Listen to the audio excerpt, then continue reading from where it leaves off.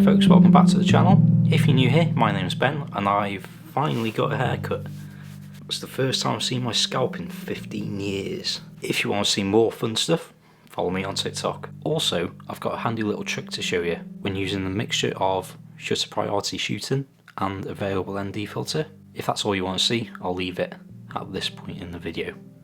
Let's talk about variable ND filters. I've owned many different filters over the last few years, whether it be variable ND filters, solid ND filters, circular polarizers, UV filters, graduated filters, all sorts. Of the lot, variable ND filters are what you'll find probably most commonly being used for video shooting, especially if you're like me, vlogging outside, you're on the go and the lighting is changing constantly. So today we're mainly looking at filters in terms of video shooting. If you're looking into filters purely on a photography aspect, then you may find that a solid ND filter might be a little more worth your while. There's a good chance you'll technically get better image quality and it might be a little bit cheaper, although a variable ND filter may well be worth your while if you're after a lightweight package that's versatile and will not break the bank, especially if you're looking for weight saving. As an idea, this is some of my filter system for photography. This is a 100mm filter system with solid NDs, graduated NDs, circular polarizer, and honestly I don't think I've used these I might have used them once in the last year or so. On the other hand, the variable ND filter can be tiny. So the main reason we use variable ND filters so often for video is because using the 180 degree shutter angle rule, we want to keep our shutter speed double our frame rate. I, for example, shoot at 25 frames per second, which means that I want to keep my shutter speed at 1/50th of a second. This in general just gives it a more natural look in terms of image blur, rather than using the high frame rates of a sports game or anything like that. Sometimes if I know I want to slow down my footage, I'll shoot at 50 frames per second, which means my shutter speed will be 1/100th of a second. Very often when we're outdoors, it is very bright. There's a big ball of lava in the sky that lights up the earth, half of it at a time, and it lets us see quite well. Using a shutter speed of 1/50th of a second can very often be a bit too much. There's too much light coming into the camera, which means our image is overexposed. In photography we can change this in any one of three ways, either changing the shutter speed, changing the aperture, or changing the ISO. However, in video we want to keep the shutter speed exactly the same. That limits us to changing the ISO and the aperture.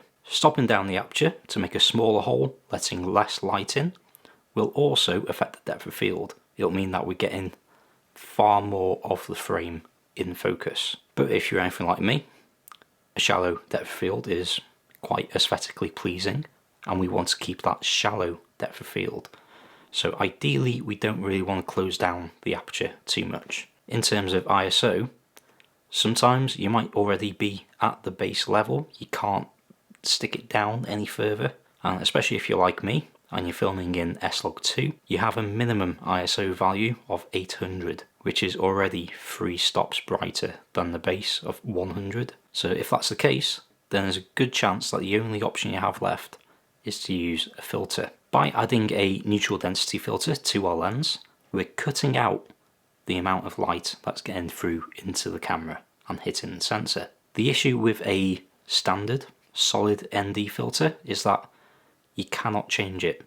You can apply a certain amount of light blockage to the front of your camera, otherwise you still have to rely on the aperture and ISO. This is where a variable ND really comes into play. With a variable ND, you can either make it brighter by reducing the ND value, or you can make it darker by increasing the ND value. This is really handy, especially when the light is just changing all the time.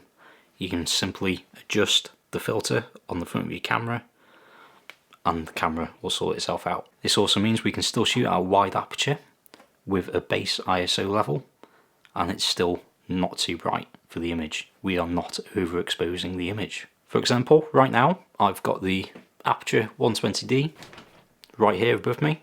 I've also got another little Aperture LED light to the side of me. The 120D is on 100%. I'm shooting at 150th of a second at ISO 800, and because it's S-Log2 I'm also overexposing, so it's one stop overexposed on top of that, and I am still shooting at f1.4 right now.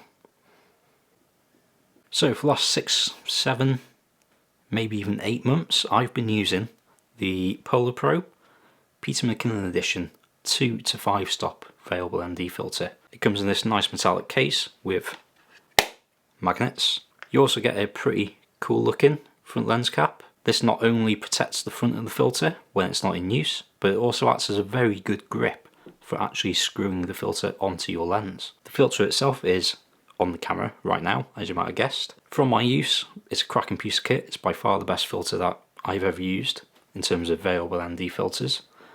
But is it worth the £250 price tag? Now, I've also just picked up a Gobe filter. You will have seen me talk about Gobe before on this channel. They're a company based in Australia. I've used them before for lens mount adapters and stuff like that. And generally speaking, I've been quite a fan. So this filter is a ND8 to ND128, i.e. a 3 to 7 stop filter. So it's a little bit darker than the PolarPro, but it's still within the same sort of ND range. With this one you do also get a case. This is just a simple screw open metal tin with a bit of foam on the inside on each piece. It's nowhere near as fancy as the PolarPro one, but it'll do the job. It'll protect your filter. This filter is from Gobe's top level of filters and costs £89, although I only paid £50 for it off another photographer friend of mine here in North Wales. This means you get far more ND for your money, but is it a case of you get what you pay for, as it is with lenses? Let's find out. By the way, I'll have links for both of these filters, along with all the other gear that I use, in the description below. They are affiliate links, so if you do use those to purchase anything, I might get a few pennies and it'll cost you nothing extra at all. It all goes to helping this channel survive, so thank you in advance. Another side note, I've actually just pre-ordered the Revo Ring. It's a new filter system which pretty much adapts to any filter thread. So that's on Kickstarter. I'll leave a link down below as well if you want to check that out. That's not an affiliate link, but it looks really smart, and in the long run it could actually save you quite a lot of money. So that might be worth checking out. So first off, just a quick note about build and design between these two filters. As we've seen, both of them have a case. The PolarPro's does beat the Gobe, to be fair. What really stands out for me with the PolarPro is the front cover. It just makes it so easy to take the filter on and off. I don't know how many filters I've dropped over the last few years, and as it happens I did actually drop the Gobe, luckily just on the front lawn while I was doing my testing. I do much prefer the design of the PolarPro filter over the Gobe, mainly because both filters have hard stops at the minimum and maximum of their ND range, but the PolarPro clearly tells you how many stops you're at, whereas the Gobe, along with most other brands of filters, they just use a series of dots and it's only labelled in terms of ND value. Personally, I think everyone knows the difference between 2 stops and 3 stops and 4 stops than the difference between ND8 and ND16, ND32. So on that count, PolarPro gets the point. Saying that, in terms of the actual filters, if you didn't have the front cap for the PolarPro, say if you lost it somewhere, the Gobe would actually be far easier to screw on and off a lens. It has a much nicer, thicker outer rim to grip onto, whereas the PolarPro is a really minimal design. There is barely anything to grab onto unless you have the front cap. So I had to give a point to Gobe for that. So seeing this so far, what you get with them, how much you pay for them, you'd be forgiven for thinking, surely the PolarPro must be superior in terms of optics and image quality. Yeah, you'd be right, but not by much. Obviously these two filters aren't a perfect comparison, One is 2 to 5 stops, the other is 3 to 7 stops. Something I should point out is that all the tests were done on the G Master 24mm f1.4, which has a 67mm filter thread. The PolarPro is a 67mm filter. The Gobe is a 77mm filter, which means step up rings.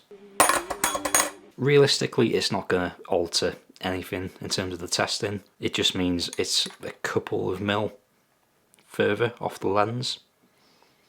But yeah, it's really not going to do much. So onto the tests. For reference, I shoot the vast majority of my video on the Sony a7 III at 25 frames per second using a 1/50th shutter speed. More often than not, when I'm out vlogging and whatnot, I use the shutter priority shooting mode, which means that it's going to keep my shutter speed exactly the same all the time. I try and keep my ISO as low as possible. I try not to use auto ISO, which means the camera is adjusting the aperture to try and regulate the exposure. So these first shots are just in standard video mode. I've got no picture profiles or anything. It's a pretty overcast day, but it's still pretty bright. That big old sun up there, there's a lot of light coming off it. In our control test, we're shooting at ISO 100 at 1/50th of a second, and with those settings, the aperture is sitting right around f11. Adding the PolarPro 2 to 5 stop, we can see just how easily we can change the exposure. Increasing the ND value opens up the aperture to balance the exposure, which also gives us a shallower depth of field. Adding the Gobe 3 to 7 stop, we can see this even more drastically. Because it's a higher ND value, we're opening up the aperture all the way to f1.4, resulting in an even shallower depth of field. In this case, going out all the way to 7 stops of ND, it's actually making the exposure too dark. The lens is at its maximum widest aperture, so to be able to balance that exposure now, we'd have to crank up the ISO. So, as most of you know, I usually shoot in S-Log2. Shooting S-Log2 comes with the caveat that we have a minimum ISO of 800, which is a bit annoying, to be honest. That means we're already 3 stops brighter than normal at ISO 100, and because it's S-Log2, I'm also overexposing by 1 stop. So that gives us 4 stops of light that we're trying to get rid of. So basically, I'm very rarely shooting video without a filter. These S-Log2 tests show that. The control test is far brighter than I'd like. There's no way of actually stopping down the aperture any further. This lens has a minimum aperture of f16 and it can't go any further. Also, take note of the depth of field. The combination of a wide lens at 24mm and a narrow aperture of f16 means that we've got a very broad depth of field and pretty much everything is in focus, or at least you can tell what it is. Adding the PolarPro means we're able to cut down by 5 stops of light, and doing so brings us down to around f3.2 in terms of aperture. Using the Gobe filter with the S-Log2 means we're able to cut down 7 stops of light, which is near enough the full range of this 24mm lens. So we're actually able to get an f1.6 aperture. But be aware, maxing out the ND value of a variable ND filter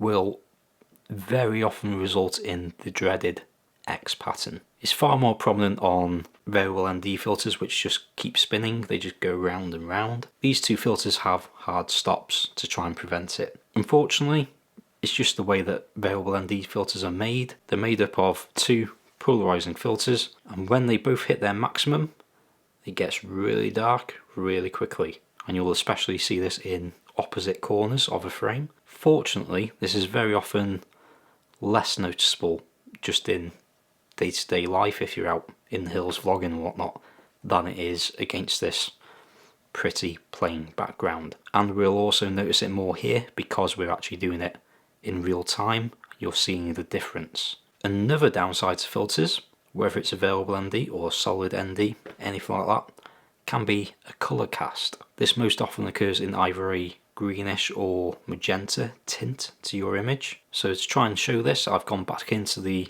normal video mode, no picture profiles or anything. I've taken a white balance reading and I've set it at that. The white balance is not changing at all. So this first shot here, this is our control shot. The white balance is correct for the scene. Now adding the PolarPro filter, we can see a very slight greenish tint to the image. This is it at 2 stops, and then I also took a shot at 5 stops to see if there's any difference. You can see that X at 5 stops on this filter as well, but overall the colour tint doesn't really change that much through the range. The Gobe on the other hand takes on a much warmer hue entirely, especially as you get to the higher ND values. This shot really shows off that X pattern as well. You can see in the 2 opposite corners it gets really dark, far more so than the PolarPro does at 5 stops. In terms of sharpness, I've never really noticed any severe drop in image quality using the PolarPro filter. Like I say, I've had it for 7 or 8 months now, and I've not once noticed anything bad, any artifacts or anything. And then the Gobe filter, again, I can't really see any great difference, to be fair. I was quite surprised at that. Unfortunately, I've not been able to do any sun flare tests because I live in North Wales. I've not seen the sun for over a week now. But I did try and replicate it just using a LED light on full brightness, and plot twist, the Gobe actually performed far better. There was far less flaring than the PolarPro. So yeah, that shocked me a little bit. I don't know what's going on there.